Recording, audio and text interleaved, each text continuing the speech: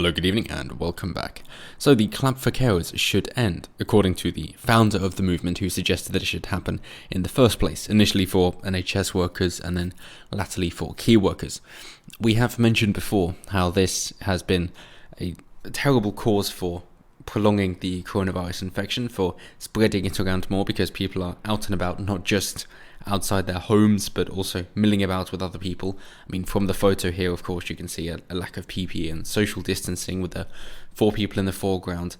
Yes, they're on different properties, but nonetheless, if you're concerned about it progressing, especially when it's cloudy and it's not UV rays, then it could spread between those distances, if that's what you're concerned about.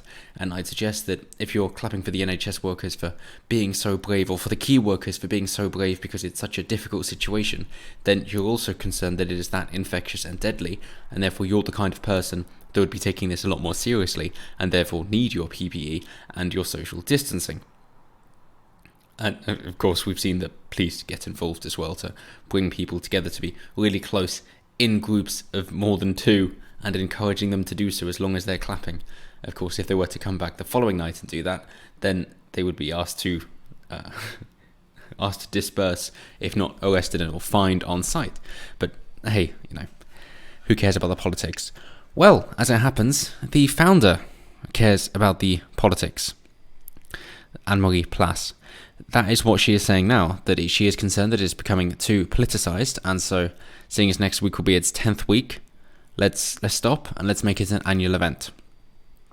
Moreover, she said the public had shown their appreciation and it was now up to ministers to reward key workers. The government has said it is considering how best to do so. Well, from what I've seen, what they're considering what is best to do so is just to raise tax rates. Not raise taxes, because most likely it'll decrease tax revenues, but they will raise tax rates. The whole idea of raising tax rates increases tax revenues. That's clearly false. Otherwise, you just have it at 100%, and surely you'd be making the most amount of money from tax ever. But we all know that's not true, hence the laughter curve, whereby you've got to pick the sweet spot in order to get the most tax revenue. Yes, you can tax people less or a lower tax rate and still have a higher tax revenue. Who'd have thought? People don't like half their money being taken. Funny that. So the event originally began as a one-off to support NHS staff. It became more and more popular, and well done. She was inspired by the Netherlands. Well done. From that point on, so from after 10, she said maybe it should stop and then move to an annual moment, noting that other opinions are starting to rise to the surface. She added, so I feel like this had its moment and then we can adapt. Let's continue to something else. And that is definitely a good point from any business standpoint, that you have your public relations bit, your PR stunt, and then you try and capitalize on it to move forward. So you raise awareness of something that people can get involved in, and that's what she's done. And then by that awareness that you've raised, you then try and use that human capital in order to progress to the actual change that you want to make. So well done, you're going about it the right way. I may not agree with what your final intention is, but nonetheless, it is a good way to go about it. So the applause has been called into question in recent weeks. Some NHS staff have said they felt stabbed in the back by people breaking lockdown guidelines to hold VE Day street parties or flock to the beach. That's kind of what the NHS is there for, because we don't have private insurance, which means people can do whatever the hell they like and they will still get treatment. Unless, of course, you then want to have more totalitarian rules in order to decide that people can't do what they like, which is the way things are going, funnily enough, because if you can't choose your own healthcare, then you can't choose your own health. And that's the argument being put forward. Others have suggested the NHS would benefit more from extra funding rather than applause, while Labour leader Sir Keir Starmer has said many key workers are overlooked and underpaid. Yes, surely we're all underpaid in terms of, if we're not able to work, I'm fortunate enough to still be a key worker. But nonetheless, I mean, we could all say, oh, we're underpaid. So, well, how much should you be paid? It's like, oh, twice what I am. Brilliant. Well, go do that then. Go on. So, well, I can't. There's no one offering that. Oh, so you mean to say that your labour, your work, your effort isn't actually worth what you think it's worth? Well, then maybe change job, change tact. If your skill sets are better used in a different endeavour, then go do that. Otherwise, it seems that maybe you're wrong. And maybe then you would have to be willing to pay double for everything else, and actually more than double because of taxes again, in order to pay the people working for whatever you want, if it's supermarket workers, then you'd have to pay over double for your groceries in order to double their salaries. Is that okay then? At which point it doesn't really matter, does it? Because then you're not getting your actual wage increase. It's the same for minimum wage laws. It's like, oh, but what about the top people? Well, they tend to give away more of their wealth than anybody else. They're already taxed at a higher rate. The top 1% of income earners pay 27% of the income tax. So I'm not quite sure what you're getting on there.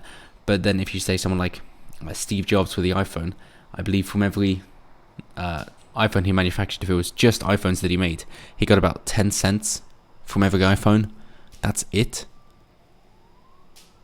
I mean, even if it's let's say $5, in fact, for something that costs $500 to $1,000, that's fine. Surely that's fine. But I guess not then. So when it comes down to how much should people get paid, well then that's up to you as an individual to decide how much you're willing to pay for something. Because funnily enough, if you think that, oh, this food should be cheaper, well then grow it yourself. You can do that. If you think your time is better spent somewhere else and you wish to pay for the food because they can actually still do it cheaper than you, then maybe stop complaining. It's the same as you'd have, what's a classic? Like a surgeon who would hire someone to cut their grass or clean their home. They could easily clean the home and cut the grass themselves, but they find their time better spent somewhere else, in which case they'd pay someone, even though they could do it themselves cheaper. So does that then mean that those grass cutters and cleaners are overpaid because the surgeon could do it cheaper? I don't think so, but it could easily be argued that way if you want to go down that route. So, back to Miss Blas. In a later interview, she added, "Without getting too political, I share some of the opinions that some people have about it becoming politicised. I think the narrative is starting to change and I don't want the clap to be negative." I think the clap has been negative for a while, but that's a very different sort of clap.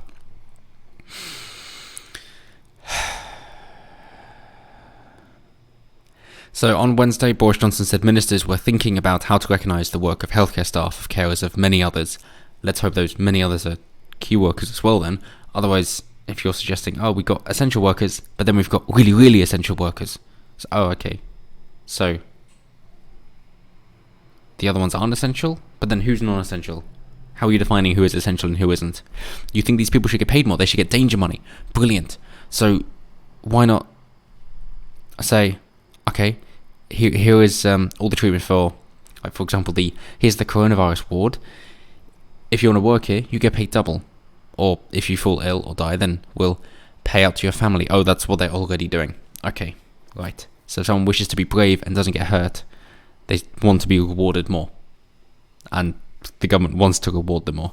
And the fun thing is, as it's not a private enterprise, you can't decide that, yeah, I'm happy with paying this much and I'd rather go somewhere else. Or, actually, this place over here, I see that they treat their workers a lot better and their quality of service is therefore a lot better as well. The wait times are very quick or very short, and it's a very clean environment as well, and I really enjoy it. I'm more than happy to pay a premium price for a premium service.